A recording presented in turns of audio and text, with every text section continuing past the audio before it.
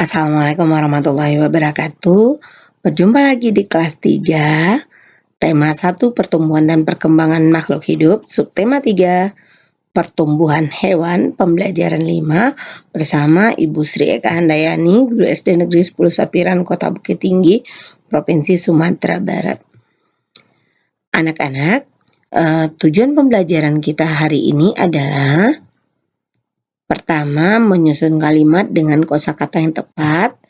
Kedua, menghargai perbedaan di sekolah. Ketiga, membuat soal cerita tentang perkalian. Sebelum kita mulai pembelajaran hari ini, mari kita berdoa menurut agama dan kepercayaan masing-masing. Berdoa, mulai. Selesai. Anak-anak, pertama menyusun kalimat dengan kosakata yang tepat. Bacalah teks daur hidup kata. Anak-anak Ibu dengar ya. Ibu akan membacakan teks daur hidup kata. Sebagian hewan mengalami daur hidup dengan bermetamorfosis.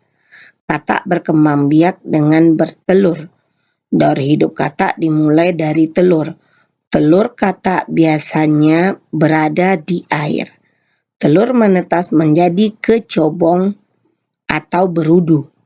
Pada kecobong atau kecebong akan tumbuh sepasang kaki belakang, lalu tumbuh kaki depan. Katak berekor lalu tumbuh menjadi katak muda. Akhirnya ekor katak menghilang. Katak muda menjadi katak dewasa yang tidak berekor. Katak dewasa bernafas dengan paru-paru dan kulit. Katak dewasa hidup di air dan di darat. Karena Ibu bisa melihat ini gambar katak. Pertama, telur, kecebong tanpa kaki, kecebong berkaki, katak berekor menjadi katak dewasa. Katak merupakan hewan yang memiliki banyak kekhususan. Mereka adalah hewan yang bisa hidup di dua alam atau amfibi, di darat dan di air. Hewan ini memiliki permukaan tubuh yang keras dan lunak secara bersamaan apabila disentuh. Pada bagian kaki katak juga ada seperti perekat yang bisa digunakan ketika sedang memanjat sesuatu agar tidak terjatuh. Dan juga digunakan untuk mempermudah ketika berenang. Jadi kata anak-anak hidupnya di dua alam, yaitu darat dan air. Katak juga disebut hewan amfibi. Jadi sampai di sana semoga anak-anak Ibu paham. Sekarang tugas kita mengurutkan kosakata agar menjadi kalimat yang utuh. Coba kita lihat. Kata-kata tumbuh dewasa menjadi muda. Apa kira-kira kalimatnya?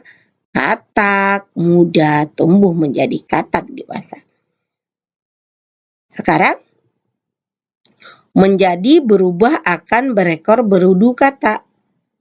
Kalimatnya berudu akan berubah menjadi katak berekor. Selanjutnya, kecebong menetas telur menjadi katak. Telur katak menetas menjadi kecebong. Begitu kira-kira mengurutkan kosakata agar menjadi kalimat yang utuh. Semoga anak-anak Ibu paham. Selanjutnya, menghargai perbedaan di sekolah. Bagaimana menghargai perbedaan di sekolah? Coba anak-anak Ibu mendengar. Kamu dan teman-temanmu memiliki kegemaran yang berbeda-beda. Kamu dan teman-temanmu juga memiliki hal yang kurang disukai. Tidak, kita dapat saling memberi saran untuk mengatasi rasa tidak suka terhadap suatu permainan tersebut. Berikut cara memberikan saran yang baik untuk menghargai perbedaan yang ada. 1. Ucapkan dengan bahasa yang santun. 2. Beri solusi yang paling mudah untuk dilakukan. 3. Tidak memaksa saran yang diterima. Setelah memberi saran, kamu juga dapat membantu temanmu melakukan saran tersebut Contoh, saat bercocok tanam, kamu dapat menyarankan temanmu yang tidak suka cacing untuk bertugas menyirami tanaman. Kamu dapat membantu dengan menggantikan tugas menggali tanah. Dengan melakukan hal tersebut, berarti kamu telah menghargai perbedaan yang ada. Jadi anak-anak kita harus menghargai perbedaan yang ada. Sekarang bagaimana kita misalkan dalam menggali tanah tersebut atau dalam tugas itu bisa saling menghargai, yaitu kita harus juga saling tengah rasa. Membuat contoh soal cerita tentang perkalian. Anak-anak ibu kemarin sudah belajar juga tentang Jangan lupa subscribe, like, share. Tentang perkalian. Membuat soal cerita tentang perkalian, kita berlatih membuat soal perkalian dengan benar. Buatlah soal dengan kalimat yang runtut dan mudah dipahami.